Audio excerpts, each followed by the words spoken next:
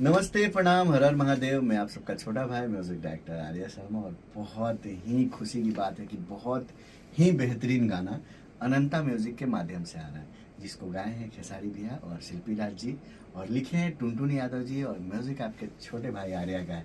तो आप लोग उस गाने को सुनिए और बहुत ज़्यादा प्यार आशीर्वाद दीजिए, जैसे हमेशा देते। दोस्तों आप देख रहे हैं लालटेन भोजपुरी और आप लोगों का एक बार फिर से लालटेन भोजपुरी चैनल पे स्वागत है। अभी आप लोग देख रहे थे आर्या शर्मा जी का वीडियो। आप लोगों को बता दें कि अनंता म्यूजिक वर्ल्ड से, जो कि टुनटुन यादव जी का कंपनी है, और इस कंपनी से फाइनली खेसारी लाल यादव का अगला गाना आ रहा है। अगला होली का गाना खेसारी लाल यादव का अनंता म्यूजिक वर्ल्ड से आप लोग दिमाग में सेट कर लीजिए। परसों गाना रिलीज होगा 14 तारीख को। कल पोस्टर आप लोगों के बीच में आ जाएगा। कोमल सिंह वीडियो में है, टुनटुन यादव जी खुद इस गाना को लिखे हैं, आर्या शर्मा जी का म्यूजिक है। तो आप लोग तैयार रहिएगा, कल पोस्टर आएगा।